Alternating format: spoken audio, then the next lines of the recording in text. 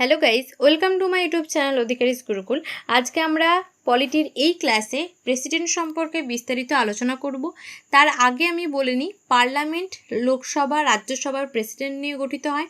তার মধ্যে লোকসভা রাজ্যসভার ক্লাস আমি বিস্তারিতভাবে আগে করিয়ে দিয়েছি, সেটার লিঙ্ক আমি ডেসক্রিপশন বক্সে দিয়ে দেবো। যারা যারা দেখোনি অবশ্যই সেখান থেকে দেখে নিও। এবার আজকে আমরা প্রেসিডেন্ট পড়াবো, তাহলে আমাদের কিন্তু পার্লামেন্ট চ্যাপ্টার পুরোপুরি শেষ হয়ে যাবে। তারপরের ক্লাসে আমি পার্লামেন্ট থেকে যাবতীয় এমসিকিউ ইম্পর্টেন্ট সেগুলো আমরা কিন্তু করিয়ে দেবো। ঠিক আছে, তো শুরু করা যাক। দেখো, president is the nominal executive head of union government. কি বলছে যে প্রেসিডেন্ট আমাদের নমিনাল এক্সিকিউটিভ হেড, এটা কিন্তু পরীক্ষায় আসে খুব। ঠিক আছে, নমিনাল এক্সিকিউটিভ হেড মানে নাম সর্বস্ব প্রধান। তার মানে ইউনিয়নের যে সমস্ত কাজকর্মগুলো চলে সেগুলো কিন্তু সব প্রেসিডেন্টের নামে চলে। ঠিক আছে, কিন্তু আসলে সেই কাজগুলো করে কে? আসলে সে কাজগুলো করে ক্যাবিনেট, অর্থাৎ মন্ত্রিসভা, আর তার মধ্যে কে রয়েছে? আমাদের প্রধানমন্ত্রী। ওকে, তাহলে the prime minister is the real executive of union government. তাহলে ইউনিয়ন গভর্নমেন্টের রিয়েল এক্সিকিউটিভ মানে প্রধান শাসক বা প্রকৃত শাসক যদি বলি, তাহলে সে কে হয়ে যাবে? আমাদের এই prime minister. Okay, the president is the first citizen of India, মানে প্রেসিডেন্টকে প্রথম সিটিজেন অফ ইন্ডিয়া বলে। আর যদি বলে সেকেন্ড সিটিজেন তাহলে হয়ে যাবে ভাইস প্রেসিডেন্ট। আর যদি ফার্স্ট লেডি বলে তাহলে এই প্রেসিডেন্টের স্ত্রী যে থাকবে তাকেই বলবে ফার্স্ট লেডি। ওকে, তারপরে দেখো, the president is the supreme commander of CDS. CDS মানে কি? Chief of defence staff. ঠিক আছে, এর মধ্যে কে কে পড়ছে? এর মধ্যে হচ্ছে আর্মি পড়ছে, এয়ারফোর্স পড়ছে, নেভি পড়ছে। তার মানে কি যে আমাদের প্রতিরক্ষা বাহিনী যেটা রয়েছে তার প্রধানকে এই আমাদের প্রেসিডেন্ট। ওকে, তারপরে দেখো আসছি, প্রেসিডেন্ট কত থেকে কত আর্টিকেলে রয়েছে? 52 থেকে 61 নম্বর আর্টিকেলে রয়েছে। আর পার্ট কততে আছে? ভিতে রয়েছে। ওকে, তারপরে দেখো কোয়ালিফিকেশান কী কী থাকতে হবে। প্রথম কথা, সিটিজেন অফ ইন্ডিয়া হতে হবে, আর এখানে 35 বছর এজ হতে হবে। ঠিক আছে, minimum. Not office of profit, এটা সবার ক্ষেত্রে প্রযোজ্য, মানে সরকারি যে সমস্ত আধিকারিকরা রয়েছে তাদের সবার ক্ষেত্রে এটা প্রযোজ্য যে কোনো অফিস অফ প্রফিটে থাকলে হবে না। ওকে, এটা গেল। আর একটা জিনিস দেখো, যে রাষ্ট্রপতি পদপ্রার্থী যে ব্যক্তি থাকবে সেই ব্যক্তিকে কিন্তু লোকসভার যে সদস্য সেটা হওয়ার জন্য যেই যোগ্যতাগুলো থাকা দরকার সেইগুলো কিন্তু রাষ্ট্রপতিরও থাকতে হবে। ঠিক আছে, তারপরে দেখো টার্ম অফ অফিস চলে আসছি 5 ইয়ার্স। ঠিক আছে, তারপরে দেখো salary and pension charged on consolidated fund of union. ঠিক আছে, কনসোলিডেটেড ফান্ড মানে কি? সঞ্চিত তহবিল, তাই তো? সঞ্চিত তহবিল কত থেকে রয়েছে? 266 নম্বর আর্টিকেলে। আর যদি বলে আকস্মিক তহবিল বা কন্টিনজেন্সি ফান্ড, সেটা হয়ে যাবে 267 নম্বর আর্টিকেলে। তো এখান থেকে কি হয়? প্রেসিডেন্টের স্যালারিটা দেওয়া হয়।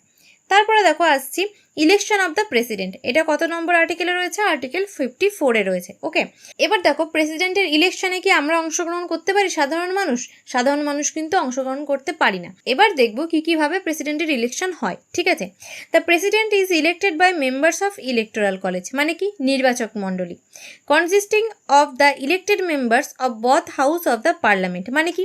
পার্লামেন্টের দুটো হাউস কি বললাম?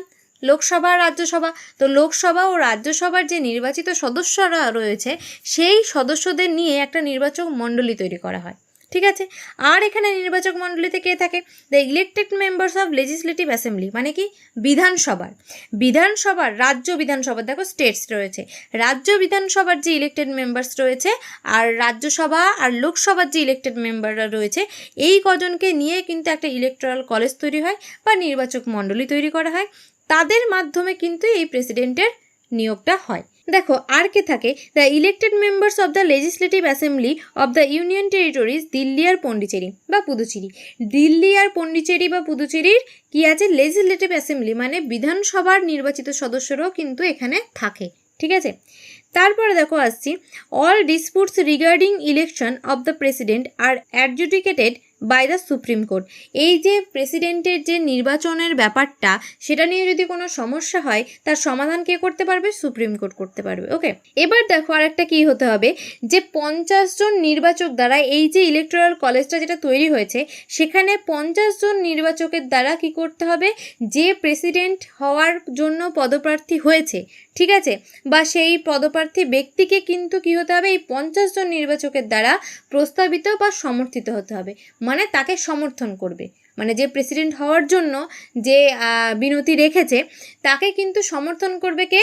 এই ইলেকটোরাল কলেজের মিনিমাম 50 জন। সেটাই কিন্তু এখানে বলা হয়েছে।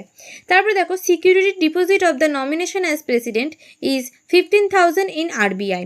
এবার দেখো যে রাষ্ট্রপতি পদপ্রার্থী যে ব্যক্তি রয়েছে বা যাকে মনোনয়ন করা হয়েছে তার জন্য একটা জমায়েত রাখতে হবে কিছু পরিমাণ টাকা। ঠিক আছে, কত টাকা? এই 15,000 টাকা। একদম প্রথমে কিন্তু 10,000 টাকা রাখা হতো, এখন বর্তমানে সেটা 15,000 টাকা করা হয়েছে। ওকে, তারপরে আসছি দেখো impeachment of the president under article 61। এটা কিন্তু খুব আসে পরীক্ষায়। ঠিক আছে, প্রেসিডেন্টকে ইমপিচ করা হয়। ঠিক আছে, বা এক কথায় যদি বলতে যাই প্রেসিডেন্টকেও কিন্তু বরখাস্ত করা হয়। কিভাবে করা হয় দেখো, president can be impeached from office for violation of the constitution. মানে কি, যদি কনস্টিটিউশনের সে অপব্যবহার করে, ঠিক আছে, বা কনস্টিটিউশনের যদি অসহযোগ করে বা সংবিধানে যদি ভঙ্গ করে, ঠিক আছে, সেই ক্ষেত্রে কিন্তু প্রেসিডেন্টকে কি করা হয়? ইমপিচ করা হয়। এবার ইমপিচমেন্টটা কিভাবে করা হয় সেটা দেখো। The impeachment can be initiated by either house of the parliament. Either house মানে কি, হয় লোকসভা বা রাজ্যসভায় সেটা উত্থাপন করা যায় প্রেসিডেন্টের ইমপিচ করার যে প্রস্তাবটা। The resolution must be moved after at least 14 days notice in writing signed. তার মানে কি, অন্তত এটা দেওয়ার আগে, প্রেসিডেন্টকে পাঠানোর আগে 14 দিন আগে কিন্তু এটা নোটিশ দেওয়া হয়। ওকে, তারপরে দেখো কি বলছে, নট লেস দেন, এটা কিন্তু 1/4 হবে। ঠিক আছে, এটা একটু তোমরা ঠিক করে নেবা, এটা 1/4 হবে। 1/4 অফ টোটাল মেম্বার্স, অর্থাৎ কি 4 ভাগের 1 ভাগ কিন্তু এই যে অভিযোগটা রয়েছে প্রেসিডেন্টকে নিয়ে, সেটা কিন্তু এই 4 ভাগের 1 ভাগ লোককে কিন্তু কি করতে হবে? সমর্থন করতে হবে, সেটা এখানে বলা হয়েছে। And passed by 2/3 of the total member. আর টোটাল মেম্বার যা আছে তার 3 ভাগের 2 ভাগ, মানে 3 জনের মধ্যে 2 জনকে কি করতে হবে? এটা পাস্ট করতে হবে, মানে কি এইটা গৃহীত হতে হবে। ঠিক আছে, তাহলেই প্রেসিডেন্টকে ইমপিচ করা সম্ভব। তারপরে দেখো governor has no power to pardon in case of sentence of death. কি বলেছে? গভর্নরেরও কিন্তু পার্ডন করার ক্ষমতা রয়েছে। তার মানে কি, ক্ষমা প্রদর্শনকারী ক্ষমতা কিন্তু গভর্নরেরও রয়েছে, কিন্তু কোন ক্ষেত্রে নেই? ডেথ সেন্টেন্স মানে কি, যে যখন সুপ্রিম কোর্ট বা হাইকোর্ট, ঠিক আছে, কোনো মানুষকে মৃত্যুদণ্ড দিয়ে দেয়, তাহলে সেই মৃত্যুদণ্ডে দণ্ডিত ব্যক্তিকে কিন্তু গভর্নর ক্ষমা প্রদর্শন করতে পারে না। কে করতে পারে? এই আমাদের রাষ্ট্রপতি করতে পারে। এটা কিন্তু খুব বিশেষ ক্ষমতা দেওয়া হয়েছে রাষ্ট্রপতির হাতে। ওকে, তারপরে দেখো আসছি টাইপস অফ ভেটো। রাষ্ট্রপতির হাতে কয়েকটা ভেটো ক্ষমতা রয়েছে। কি কি রয়েছে দেখো, অ্যাবসলিউট ভেটো, সাসপেন্সিভ ভেটো আর পকেট ভেটো। ঠিক আছে, এই 3টে ভেটো মেনলি রাষ্ট্রপতিকে দেয়া হয়েছে। ভেটো ক্ষমতা মানে কি? ভেটো ক্ষমতা মানে হচ্ছে কোনো বিলকে বাতিল করার ক্ষমতা। ঠিক আছে, এবার দেখো যদি কোনো বিলে রাষ্ট্রপতি মনে করে যে আমি এই বিলটাতে অসম্মতি জানাবো বা এটাকে আমি মানবো না, ঠিক আছে, বা সম্মতি প্রদান করব না, তাহলে কিন্তু সেটা হয়ে যাবে অ্যাবসলিউট ভেটো। কিন্তু রাষ্ট্রপতি অর্থ বিল আর অ্যামেন্ডমেন্ট বিল, এই দুটো বিলে কিন্তু সই করতে বাধ্য থাকে। ওকে, মানে সম্মতি জানাতে বাধ্য থাকে। বাদ বাকি কোনো বিলে সে অসম্মতি জানাতে পারে। তো এইটা যে ক্ষমতা সেটাই হচ্ছে অ্যাবসলিউট ভেটো। ওকে, তারপরে দেখো suspensive veto, sending back of a bill which can be ওভারসাইডেড by the legislative with ordinary majority. মানে কি, সাসপেন্সিভ ভেটো মানে যদি কোনো বিল রাষ্ট্রপতি মনে করে যে পুনর্বিবেচনা করা দরকার, তাহলে কিন্তু সে সেই বিলটাকে আবার পার্লামেন্টের কাছে ফেরত দিতে পারে। এবার দেখা গেল পার্লামেন্ট পুনরায় সেটাকে আবার ঠিকঠাক করে দিয়ে আবার রাষ্ট্রপতির কাছে পাঠালো, ঠিক আছে, তখন কিন্তু রাষ্ট্রপতি ওই বিলটাতে সম্মতি জানাতে বাধ্য থাকে। ওকে, এটা হয়ে গেল সাসপেন্সিভ ভেটো। এবার দেখো পকেট ভেটো। পকেট ভেটো কি বলছে? পকেট ভেটো হচ্ছে এমন একটা ক্ষমতা, কোনো বিলকে রাষ্ট্রপতি কি করতে পারে, যেরকম বলে না পকেটে পুরে রাখে, মানে বারও করবে না আবার খরচাও করবে না বা ফেলেও দেবে না, এরকম টাইপের। মানে কি, কোনো বিলটাকে অসম্মতিও জানাবে না আবার সম্মতিও জানাবে না, দীর্ঘকালীন ধরে মানে ওই বিলটাকে তার কাছে রেখে দেবে, সেটাকে বলা হচ্ছে পকেট ভেটো। এটা কখন ইউজ করা হয়েছিল দেখো, 1986 সালে পোস্টাল বিল নামে একটা বিল ছিল by the president that time Giani Zail Singh. এনার টাইমে এই পোস্টাল বিলটাকে তিনি কি করেছিলেন, এই পকেট ভেটো হিসেবে রেখে দিয়েছিল। ওকে, তারপরে আসছি দেখো president can consult to the supreme court of any problem of the constitution by article 143। সেটাও কিন্তু খুব ইম্পর্টেন্ট। আর্টিকেল 143 অনুযায়ী প্রেসিডেন্ট কি করতে পারে, তার কোনো সমস্যা হলে বা কোনো বিষয়ে যদি কোনো প্রবলেম হয়, তাহলে কিন্তু সে সুপ্রিম কোর্টের সাথে আলোচনা করতে পারে। এইটা কিন্তু 143 নম্বর আর্টিকেলে বলা আছে। Okay, president bound to sign with amendment bill, যেটা আমি একটু আগেই বললাম যে সংবিধান সংশোধনের বিলে কিন্তু প্রেসিডেন্ট সই করতে বাধ্য থাকে বা সম্মতি জানাতে বাধ্য থাকে। এবার দেখো ফাংশন অফ দ্য প্রেসিডেন্ট কি বলছে, যে প্রেসিডেন্টের হাতে কিছু ক্ষমতা দেওয়া হয়েছে, কিছু না, অনেক ক্ষমতায় দেওয়া হয়েছে। এবার দেখো কী কী সেগুলো: এক্সিকিউটিভ পাওয়ার, লেজিসলেটিভ পাওয়ার, জুডিশিয়াল পাওয়ার, ফিনান্সিয়াল পাওয়ার, এমার্জেন্সি পাওয়ার। এবার দেখো এইগুলো আলাদা আলাদা করে পড়লে ভিডিওটা অনেকটা বড় হয়ে যাবে, অতটা ডেসক্রিপটিভ আমাদের দরকার নেই, ঠিক আছে? মোটামুটি যেগুলো ইম্পর্টেন্ট সেগুলো আমি তুলে ধরেছি এই ভিডিওতে, ওকে? তো দেখো প্রেসিডেন্ট কাকে কাকে অ্যাপয়েন্ট করতে পারে, ঠিক আছে? কাকে কাকে নিয়োগ করতে পারে: প্রাইম মিনিস্টারকে, সিওএম মানে কি কাউন্সিল অফ মিনিস্টারকে, ভাইস প্রেসিডেন্ট, গভর্নর, জাজেস of supreme court and high court, এদের সব নিয়োগ করতে পারে। অ্যাটর্নি জেনারেল অফ ইন্ডিয়া কত নম্বর আর্টিকেলে রয়েছে? আর্টিকেল 76-এ, ওকে? তারপরে দেখো ক্যাগ 148 নম্বর, তাই তো? তারপর দেখো মেম্বার অফ ইউপিএসসি, তারপরে solicitor general of state, chairman of the finance commission, member of election commission, ঠিক আছে? তো এনাদেরকে মোটামুটি প্রেসিডেন্ট কী করতে পারে? নিয়োগ করতে পারে, ঠিক আছে? তো এদেরকে আবার বরখাস্তও করতে পারে, অর্থাৎ বাতিলও করতে পারে বা অপসারণও করতে পারে, ঠিক আছে? এবার দেখো এমার্জেন্সি পাওয়ার। এমার্জেন্সি পাওয়ারের মধ্যে 3টে পাওয়ার প্রেসিডেন্টকে দেওয়া হয়েছে। সেটা কি করবে? ক্যাবিনেটের রিকমেন্ডেশন অনুযায়ী কিন্তু সেই এমার্জেন্সি পাওয়ারগুলোকে ইউজ করবে, ঠিক আছে প্রেসিডেন্ট। এবার দেখো কি কি: ন্যাশনাল এমার্জেন্সি অর্থাৎ জাতীয় জরুরি অবস্থা, আর্টিকেল 352-তে রয়েছে। কনস্টিটিউশনাল এমার্জেন্সি আছে আর্টিকেল 356, আর ফিনান্সিয়াল এমার্জেন্সি রয়েছে আর্টিকেল 360-এ। এই 3টে এমার্জেন্সি কিন্তু প্রেসিডেন্ট ঘোষণা করতে পারে, ঠিক আছে? আরেকটা জিনিস বলে দিই, প্রেসিডেন্ট কিন্তু অর্ডিন্যান্স জারি করতে পারে, ঠিক আছে? যখন সংসদের কোনো অধিবেশনেই থাকবে না, ঠিক আছে, বা বন্ধ থাকবে, সেই থাকাকালীনও কিন্তু প্রেসিডেন্ট কী করতে পারে? অর্ডিন্যান্স জারি করতে পারে। সেটা কত নম্বর আর্টিকেলে? সেটা 123 নম্বর আর্টিকেল অনুযায়ী, ওকে? তারপরে দেখো আসছি আমাদের প্রেসিডেন্টের নামগুলো পড়ছি। এবার দেখো এই সিরিয়াল নাম্বারটা ভুলে যাও, কারণ এই প্রেসিডেন্ট অফ ইন্ডিয়া আমি এটা লিখেছি, কিন্তু এর মধ্যে পরপর যারা ছিল তাদের পরপর নামগুলোই আমি কিন্তু এখানে নিয়েছি। তার মধ্যে কিন্তু অনেকে অ্যাক্টিং প্রেসিডেন্টও ছিল, ঠিক আছে? তো সেগুলোর নাম আমরা বলে দেবো, সেই অনুযায়ী কিন্তু সিরিয়াল নেমটা আলাদা হবে, ওকে? তাহলে প্রথমে ছিল রাজেন্দ্র প্রসাদ, সব থেকে বেশি টাইমের জন্য ছিল, ঠিক আছে? আর দুবার ছিল, ঠিক আছে? মানে পরপর দুবার নিয়োগ হয়েছিল। তারপরে দেখো সর্বপল্লী রাধাকৃষ্ণন।